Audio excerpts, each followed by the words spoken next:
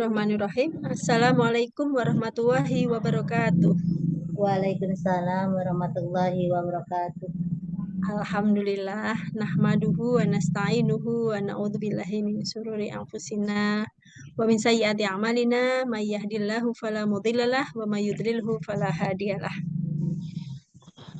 Syukur pada sore hari ini kita kembali bertemu di kelas kolaborasi PPKN dan keterampilan fungsional. Sekali lagi, keterampilan fungsional itu lebih mengarah kepada keterampilan life skill atau keterampilan hidup yang berlandaskan pada Pancasila dan dasar-dasar kewarganegaraan.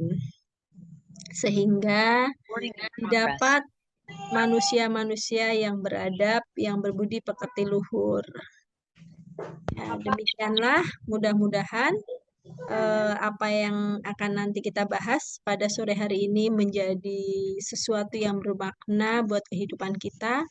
Mari senantiasa kita mengharap ridho dari Allah Subhanahu wa Ta'ala dengan berbasmalah. Bismillahirrahmanirrahim. Apa kabar semuanya? Wah, ini kayak kelas putri aja nih. Putri semua kebetulan. Alhamdulillah baik dan sehat. Baik, sehat dan luar biasa ya, Bu Tira ya. Iya. Oke. Pak. Sesuai janji saya yang lalu ya. Kita lanjutkan kepada tata urutan perundang-undangan di Indonesia yang 2 minggu sebelumnya kita sudah membahas tentang lembaga-lembaga tinggi negara. Sedikit mengulas tentang lembaga tinggi negara. Kalau zaman dulu sebelum ada perubahan amandemen, tahu ya kita sudah mengalami 4 kali perubahan amandemen ya, yang di terakhir tahun 2003 ya. Perubahan ini menjadi hal yang sangat signifikan karena itu menjadikan tata urutan perundang-undangan di Indonesia juga sedikit berubah. Kemudian fungsi legislatif dan yudikatif juga ada perubahan. Demikian juga masa jabatan badan eksekutif juga ada perubahan. Kemudian cara pemilihan juga ada perubahan. Yang paling pasti sebelum amandemen ada dikenal dengan lembaga tertinggi negara. Saat itu siapa namanya? Siapa yang duduk di lembaga tertinggi negara? Presiden. Bukan, Bu. Itu MPR. Hari ini MPR bukan tertinggi, kedudukannya sama dengan DPR dan DPD ya. Oke, nanti saya kasih reviewnya sedikit itu untuk mengulas biar tidak lupa.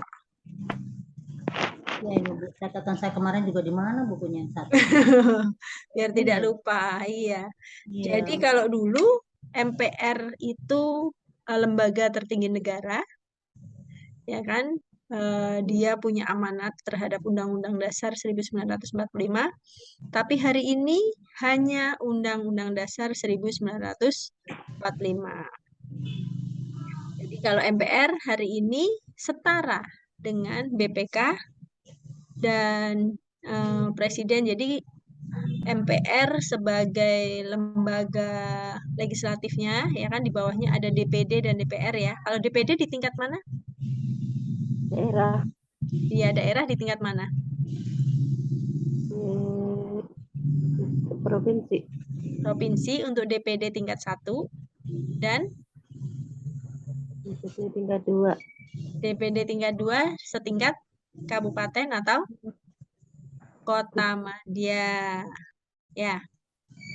Ini kayaknya pelan nih kita bahasnya nih. Tapi nanti di agenda pembelajaran kita hari ini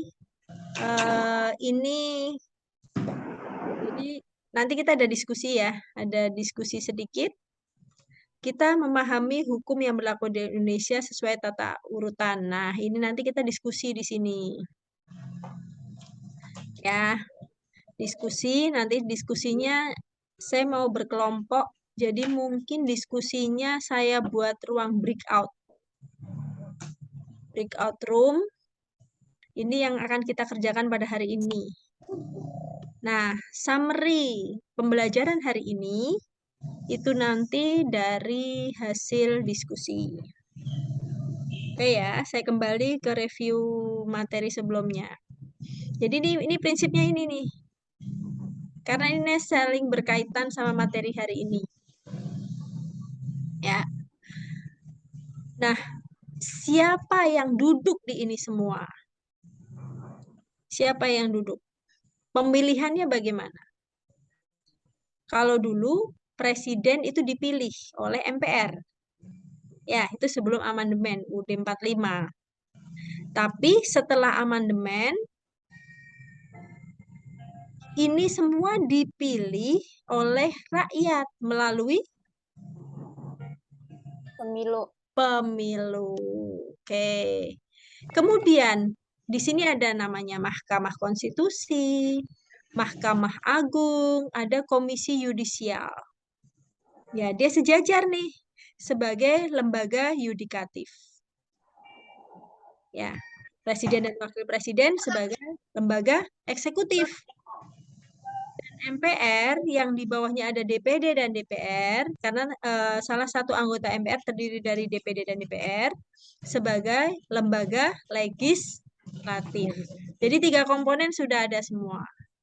Nah, terus yang duduk sebagai hakim di Mahkamah Konstitusi dan Mahkamah Agung itu dipilih oleh siapa? Nih, ada Komisi Yudisial. Oke ya. Terus yang mengurusi ini yang ada di lembaga eksekutif dan lembaga legislatif, bila terjadi kecurangan atau bila terjadi perselisihan atau bila terjadi yang mengatur perundang-undangan yang untuk pemilu tahun berikutnya atau pemilu putaran berikutnya, siapa? Ada di mana dia duduknya? Di Mahkamah Konstitusi. Ya. Oke ya, jadi cukup jelas ya penjelasan singkatnya. Jadi sekarang yang berlaku yang mana nih? Yang atas apa yang bawah nih? Yang bawah bukan, Bu? Iya, yang bawah ya, setelah amandemen UUD 45. Sudah berapa tahun kita melaksanakan pemilu dengan cara langsung, seperti yang sudah disebutkan di setelah amandemen UUD 45. Berarti sudah berapa kali pemilunya? 6 2004, 2009, terus 2014, 2019, kali. Iya, 4 kali. Kita mulai mau menghadapi yang ke-5. Betul sekali. Sudah 4 kali ya kita melaksanakan. Jadi kalau dulu waktu sebelum amandemen, karena presiden dipilih oleh MPR, bisa terjadi presiden berulang kali dipilih kembali. Terjadi pada masa pemerintahan presiden yang kedua. Selama 32 tahun. Ya. Tapi setelah reformasi, kemudian ada perubahan susunan amandemen, akhirnya presiden boleh dipilih kembali. Maksimal berapa kali pemilihan? 5 tahun. Itu kan 1 kali pemilihan. 2 kali. Betul. Nah, terus kalau kemarin ada isu presiden saat ini yang menjabat, Presiden Jokowi, ada penambahan karena ada pandemi ya, pengajuannya seperti itu kan. Nah, berarti dia melanggar UUD 45 enggak jadinya? Jangan dijawab sekarang. Siapa yang ambil tema itu boleh. Nanti diskusi 2 orang saja. Jadi ambil temanya berdasarkan materi hari ini, terserah mau yang mana saja. Cari materinya, silahkan browsing boleh. Tapi ada materi acuan. Jadi yang kita bahas adalah tata urutan perundang-undangan, dan karena tata urutan perundang-undangan, maka lembaga tinggi negara juga ikut terbahas. Berarti ngulang ya yang lembaga tinggi negara ya. Berarti ini materinya masih berkaitan dari 2 minggu sebelum ini. Oke ya? Sampai sini paham? Iya. Paham ya? Nah, karena memang targetnya sampai kita melek hukum, kita paham hukum. Ya. Oke, nah sekarang kita masuk di materi hari ini. Nah, karena ada perubahan undang-undang tadi, ada perubahan juga jadinya tata urutan perundang-undangannya ya. Ada tata urutan perundang-undangannya ada perubahan. Tapi tetap yang tertinggi adalah UUD 45. Kemudian ketetapan MPR, kemudian undang-undang, peraturan pemerintah, keputusan presiden, keputusan menteri atau instruksi menteri, dan perda. Nah, perda ini berjenjang. Berarti mulai mana? Mulai disebut perda. Perda berarti mulai mana? Berjenjangnya. Pergub. Pergub. Terus habis itu Di bawahnya gubernur daerah. perbub. Ya. Atau wali kota. Ya. Kemudian di bawahnya ada Kecamatan. nggak? Camat boleh nggak ngeluarin peraturan? Nggak boleh. Hah?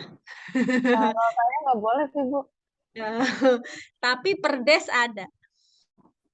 Oh, peraturan desa ya. Iya, perdes ada. Nah, nanti boleh siapa yang mau ngambil topik ini? Ada kasih contoh ya nanti waktu diskusi ya. Berarti udah ada 2 topik nih. Yang mau ngambil silahkan. Yang penting jangan double aja. Kalau camat boleh nggak mengeluarkan peraturan? Terus mereka semua ini ada di bawah satu instruksi siapa? Suaranya mendengung, Bu. Oh, mendengung. Yang lainnya mendengung? Enggak, Bu. Oh, Enggak. enggak. Berarti mungkin Bu Sartin geser sedikit device-nya. Handphonenya digeser-geser sedikit.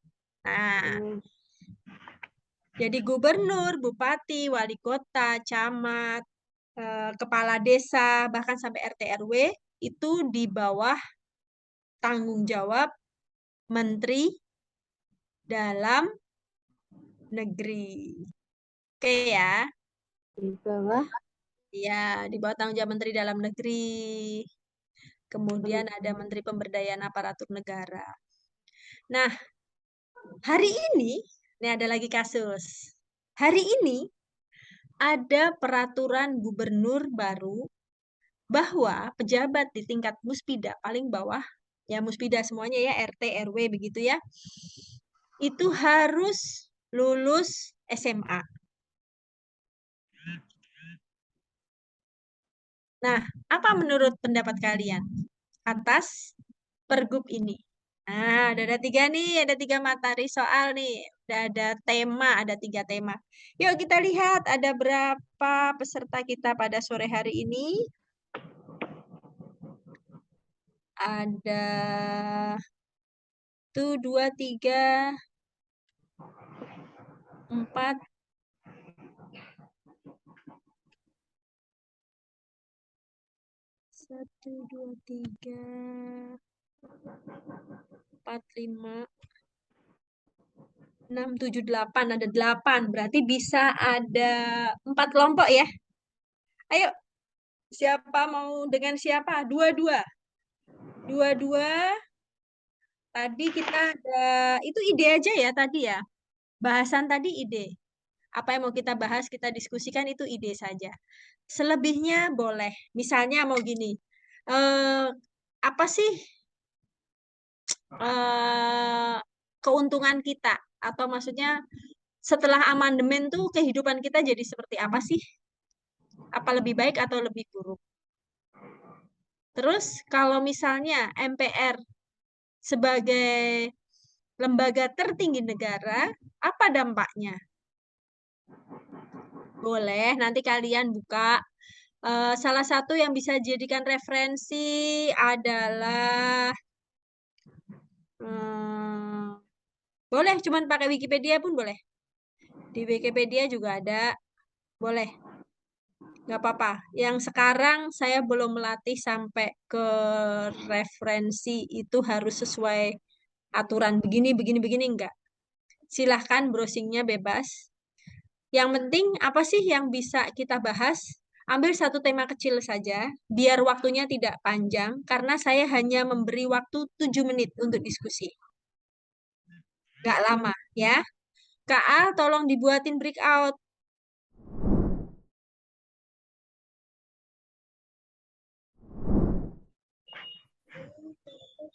Sudah? Kembali semuanya? Udah. Saya udah. Ya. Sudah ya. Oke, alhamdulillah. Sekarang siapa yang mau membahas? Saya tutup ininya deh, share screen-nya deh. Udah nggak ada kan? Screen-nya udah nggak ada kan? Udah nggak ada, Bu. Iya, oke. Yuk, silakan. Dari kelompok, dari room 1 dulu boleh, 2 dulu boleh. 1 nggak ada ya? 2 boleh, 3 boleh, 4 boleh. Silakan. Saya mau, Bu. Ya, silakan. Dari room 2 ya? Room 3 ya? Ya, room 3. Ya, silakan. Tadi aku sama Salwa ngebahas tentang perundangan disabilitas mental, Bu. Jadi disabilitas mental itu mencakup, ini termasuk dalam masukan ya Bu materinya? Iya, nggak apa-apa. Nggak apa. Jadi disabilitas mental itu mencakup depresi, gangguan kepribadian, bipolar, skizofrenia, dan lain-lainnya. Mungkin kalau misalkan orang itu taunya lebih banyak tentang depresinya ya. Ya. Tapi sebenarnya kok sudah terdiagnosis oleh dokter, itu tuh orang yang dia itu disabilitas mental, ketika dia mau diperiksa oleh kepolisian, dia itu harus ada wajib meminta pertimbangan atau saran dari dokter atau tenaga kesehatan lainnya mengenai kondisi kesehatan, psikolog atau psikiater mengenai kondisi kejiwaan, atau pekerja sosial mengenai kondisi psikososial. Jadi kalau misalkan nggak bisa dilakukan nggak bisa jadi dia harus minta pertimbangan saran dulu. Kalau misalkan belum nggak bisa nih meminta pertimbangan saran di hari yang sama, itu harus ditunda sampai bisa dilakukan permintaan pertimbangan saran gitu. Oke. Kataku tuh wajib ditahuin ya, soalnya kan banyak orang yang gitu, kadang polisi langsung meriksa aja gitu. Jadi itu penting untuk dinotet.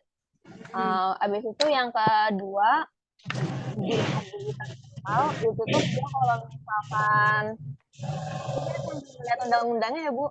Iya. Mau share screen boleh, mau dibikin, kamu mau butuh share screen, saya setting coba. Sudah di setting. Kamu bisa share screen kalau memang mau. Ya oke, sebentar Bu.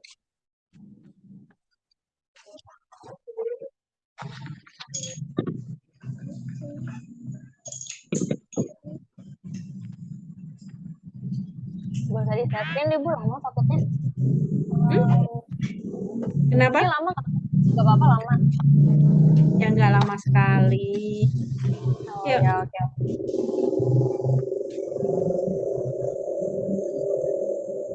Oke, saya share screen nih ya.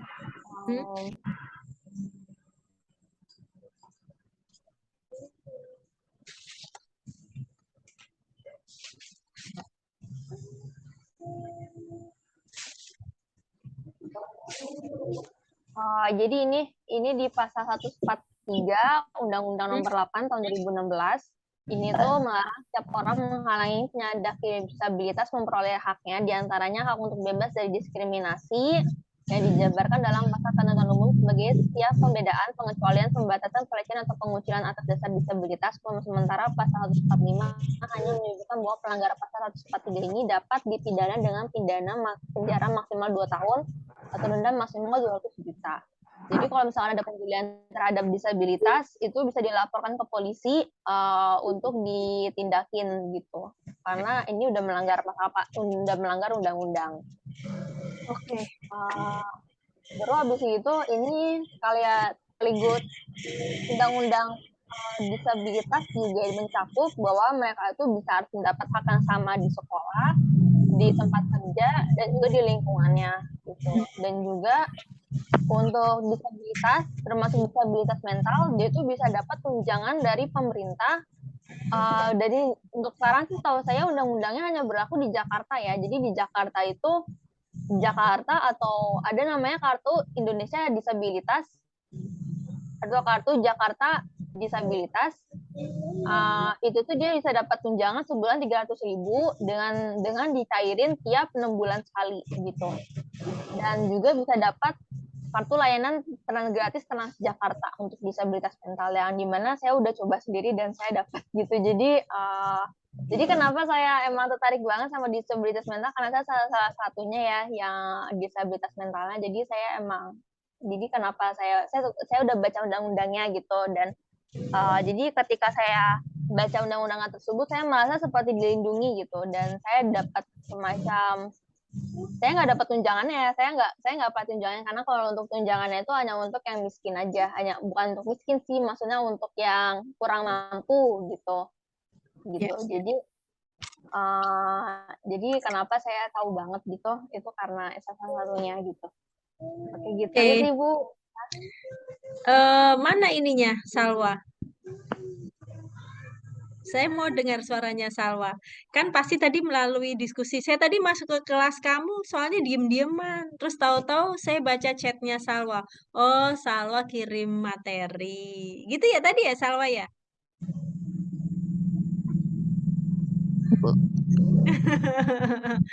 Oke, bagus sekali buat Fatimah dan Salwa. Terus berkembang, terus berkarya. Insya Allah kita tetap bisa menjadi diri sendiri dengan karya-karya terbaik kalian. Yuk lanjut. Di siapa nih? Dari room 2 atau room 4? Room 2, Bu. Oh iya, silahkan. Siapa yang mau jadi jubirnya?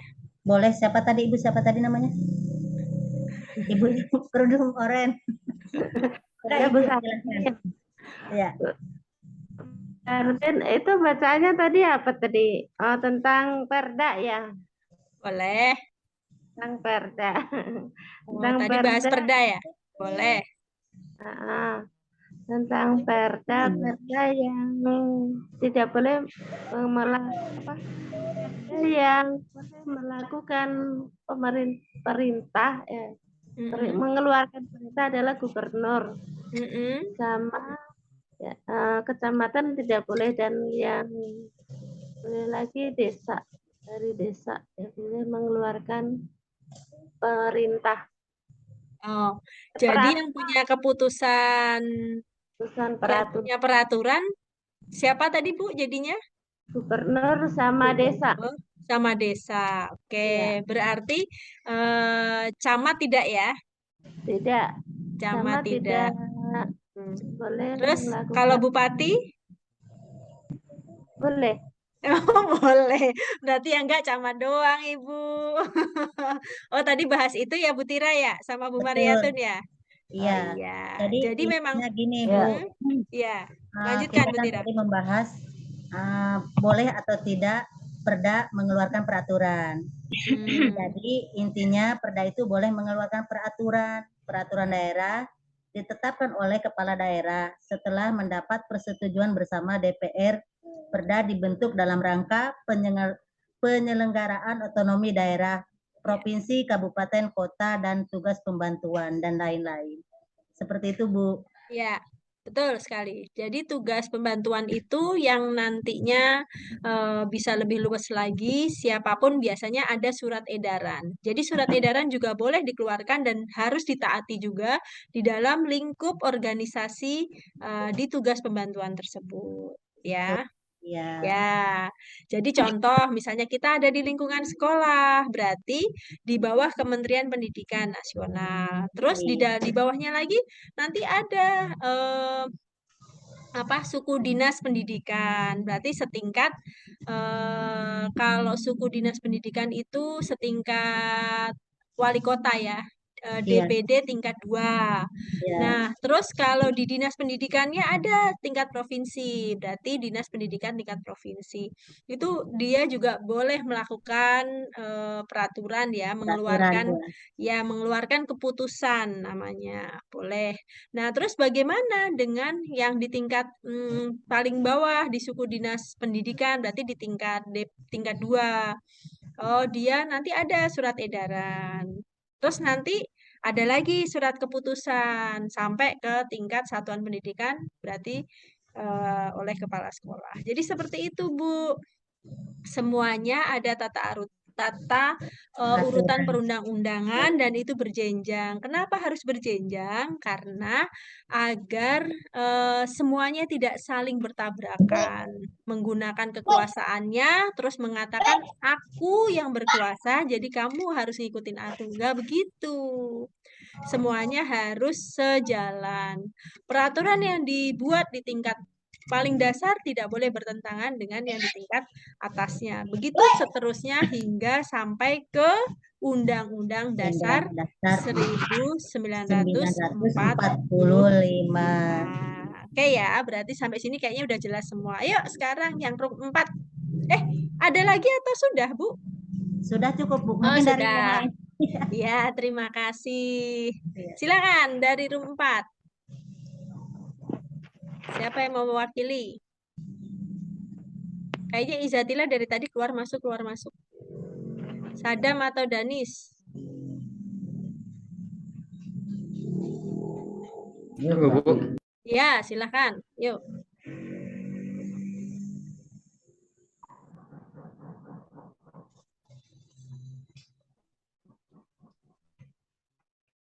Ayo. Ini soalnya udah lewat waktu. Waktu saya harusnya cuma sampai jam 16.15. Nggak apa-apa ya, sedikit lagi ya. Tadi mulainya agak Enggak apa-apa, Bu. pada telat Lanjut ya. sampai selesai. Iya, ayo.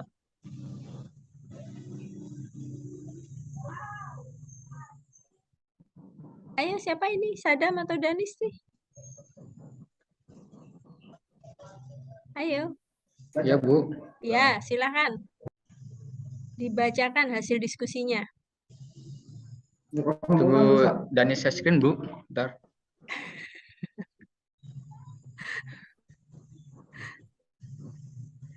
Ayo, dibacakan aja. Tadi sih sepi roomnya.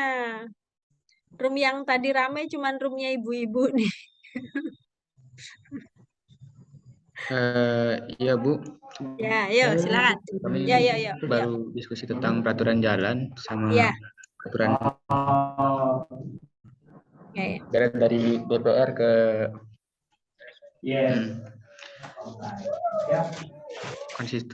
konstitusian. Oke. Pasal 1, beberapa peraturan ketentuan dalam Undang-Undang Nomor 38 Tahun 2004 tentang jalan dan pelebaran jalan negara Republik Indonesia.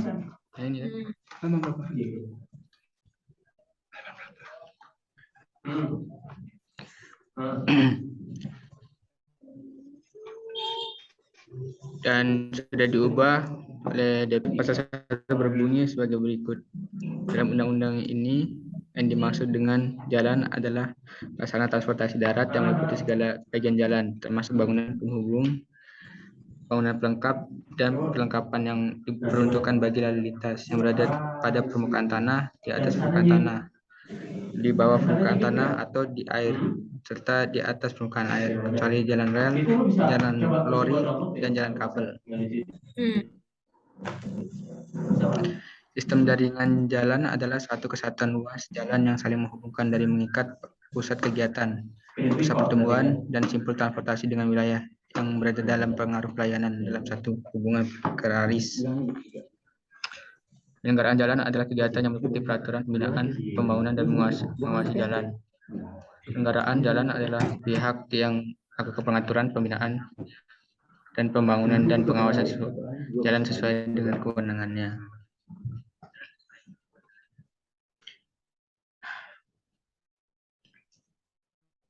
Peraturan jalan adalah kegiatan perumusan kebijakan perencanaan, penyusunan perencanaan umum, dan penyusunan peraturan perundang-undangan di bidang jalan.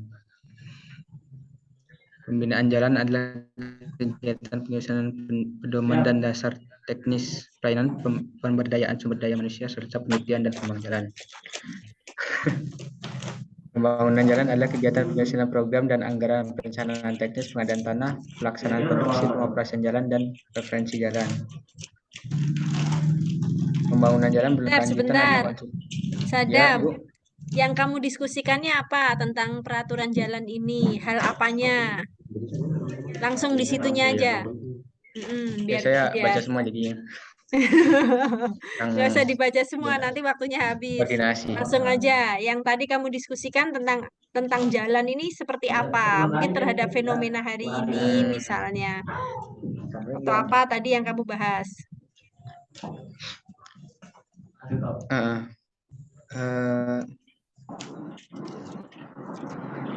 Tentang hak dan pejalan peraturan perundang-undangan tentang jalan lalu lintas di Indonesia. Terus yang bagian apanya? Dari pasal 1 sampai bagian pertama. Jalan itu kan bisa berubah-ubah gitu ya, sesuai zaman gitu. Terus? Ya seperti sekarang kan udah disediakan sendiri seperti jalan kaki, hak sepeda motor, hak sepeda pada umumnya, hak skuter mungkin, dan hak mobil ya. Oke, lanjut. Dan ini kan ada pengembangan lagi di permukaan tanah atau di air. Oh ya. Berarti speedboat juga termasuk gitu ya. Speedboat atau tambahan kayak teknologi mau kendaraan transportasi yang lain. Gitu. Oke.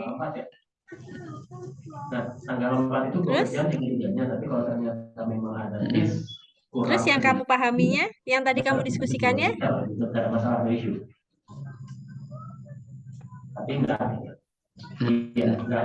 juga satu speaker doang gitu. Ya kami nyari ini ya.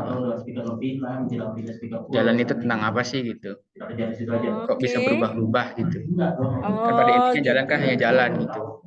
Nah di sini kan ada disebutkan jalan tanah atau air gitu, permukaan air, kecuali jalan rel, jalan roli. Oke, ya. Kenapa kita nggak boleh lewat jalan rel itu atau jalan selain itu kayak ya karena semuanya ada aturan-aturan sendiri gitu. Jalur sepeda, jalur trotoar, sama jalur kendaraan umum. Oke. Terus? And then apa lagi?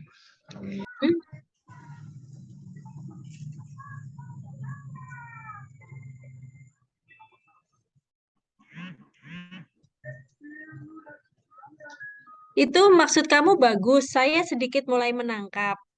Ya. Tapi belum selesai. Iya. Selesai ya. Diskusinya mungkin waktunya kurang ya, 7 menit ya. Ya. Tapi saya melihat ada beberapa ketertarikan dan beberapa itu untuk semua siswa beroleh cara bernalar kritis. Jadi itu termasuk dari profil pelajar Pancasila. Salah satunya adalah bernalar kritis. Jadi kenapa saya angkat tema ini? Ya, agar kalian selalu up to date terhadap perkembangan zaman, kalian juga bisa memposisikan bagaimana hari ini harus bersikap, karena peraturan juga boleh berubah dengan adanya peraturan perubahan, dan itu kita harus jeli di sana. Seperti tadi mungkin Sadam, Denis, sama Izatila, itu saya mulai sedikit menangkap, tapi saya belum tahu endingnya. Nah, mungkin biar adil ya, kayak tadi Fatimah juga bagus itu, karena isu tentang disabilitas hari ini juga berkembang. Zaman dulu orang taunya disabilitas hanya masalah fisik, hari ini termasuk mental ya, yang tidak terlihat, padahal harus sama-sama diobatin, harus sama-sama diterapi atau di treatment. Nah, semuanya juga butuh peraturan yang melindungi itu semua karena kita setara ya. Nah, kemudian juga dengan yang tadi dibahas oleh Bu Sartin, Bu Mariatun, dan Bu Tira, juga itu bagus banget. Apalagi ketika kita fokus sama pekerjaan, mungkin pekerjaan itu ketika di Depok peraturannya begini. Tapi ketika kita bawa ke Bekasi, kita bawa ke Cirebon, menjadi berbeda. Ya, karena kebetulan saya suka mengurusin hal-hal seperti itu yang hubungannya juga dengan peraturan. Nah, bagaimana kita luas, bagaimana kita jeli, berarti kita harus tahu persis peraturan-peraturan yang ada di negeri ini. Itulah kita harus melek hukum. Untuk itu, saya minta yang sudah kalian paparkan ini, buatlah semacam paper sedikit saja, nggak usah banyak-banyak, maksimal 1 halaman saja, boleh halaman folio, boleh halaman A4 ya. Kalau misalnya kalian ngetik, berarti ketikannya hanya yang ketikan 12, paling itu kalau 1 lembar nggak sampai 1000 ya, nggak sampai 1000 kata kayaknya. Ya, jadi segitu aja, nggak usah banyak-banyak, tapi saya minta yang poin per poin sehingga mudah memahami, nggak usah yang panjang-panjang, tujuannya apa, pembatasan masalahnya bagaimana, bahasannya seperti apa, kesimpulannya bagaimana. Oke ya, itu saja ya. Jadi 4 poin yang harus ada. Yang pertama tujuan pembahasan, yang kedua pembatasan ya, pembatasan masalah, yang ketiga pembahasannya, yang keempatnya kesimpulan. Sudah cukup. Yang penting di bagian depan harus disebutkan nama dan kelas kalian. Mungkin itu saja. Ada pertanyaan untuk pertemuan sore hari ini? Saya, Bu. Silakan, Bu Tira. Tugas yang suruh kita nulis itu per kelompok apa per orang? Iya, per kelompok. Sesuai kelompok tadi, jadi dilanjutkan. Gitu. Iya, kalau nggak gitu, kalau nggak pernah ada tugas kelompok, nanti nggak kenal sama teman kelasnya. Iya, oke. Ya, gampang ya. Iya. Waktunya 1 pekan. Ya, waktunya 1 pekan, boleh dikirim lewat email sekolah. Boleh juga dikirim ke WA pribadi saya, boleh. Terus bagaimana bila ada teman yang belum masuk pada hari ini dan dia mengikuti via YouTube? Berarti nanti sampaikan aja sama teman buat cari kelompoknya sendiri. Namanya tetap ya, berarti Fatimah tetap sekelompok sama Salwa, Bu Satin, Bu Tira, sama Bu Mariatun, Sadam, Denis, dan Izzatila. Oke ya? Ada lagi yang mau bertanya? Ya, silakan Fatimah. Itu papernya tentang yang tadi kita bahas ya? Iya, cuman tadi diulang aja, ditulis ulang. Jadi saya sudah mengapresiasi dalam waktu 7 menit kalian mampu loh mengerjakan. Ya, tepuk tangan buat kita semua. Kenapa kok saya minta kayak gitu? Karena saya berharap kalian semua punya nalar kritis dan berwawasan global. Tapi saya mau dipertajam, makanya tugasnya ditambahin paper. Besok nggak perlu presentasi lagi, kan sudah tadi. Memang yang saya cari cuma tadi, makanya saya kan masuk tadi jadi guys mastery kan, saya kan tadi kan di setiap ruang. Ya, enggak, Denis, enggak dipresentasi lagi. Kan tadi udah saya sebutin ya. Tidak dipresentasi lagi, cuman ngerjakan papernya doang. Oke. Gimana Bu Sartin? Ada bertanya ya Bu Sartin ya? Nah, tadi kelompok saya Bu siapa tadi? Kenalan tuh Bu Mariatun sama Bu Tira. Bu Mariatun sama Bu Tira, Bu. Bu Tira. Ya. Ini Bu Tira ya? Sapa aja Bu Mariatun tuh Bu Sartinnya ya. Nah, ini Bu Tira, Ya. Bu. Ya, oke. Berarti harus buka kamera dulu semua. Oh, Sadam nanya. Kenapa nggak Sadam sendiri yang nanya? Ayo, kita buka dulu. Saya mau absensi buat sore hari ini.